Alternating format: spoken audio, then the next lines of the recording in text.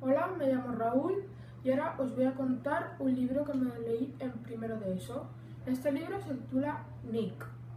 Bueno, está escrito por Inma Chacón y es una novela romántica y trata sobre una chica que se llama Dafne, que tiene 12 años y conoce a un chico que se llama Roberto.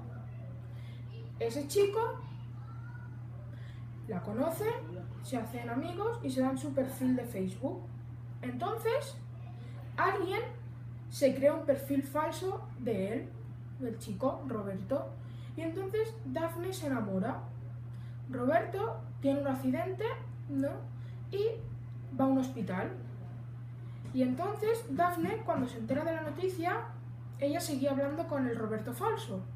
Y justamente se entera de la noticia y va corriendo al hospital. Y entonces, cuando llega al hospital, si queréis saber lo que pasa, tenéis que comprar el libro.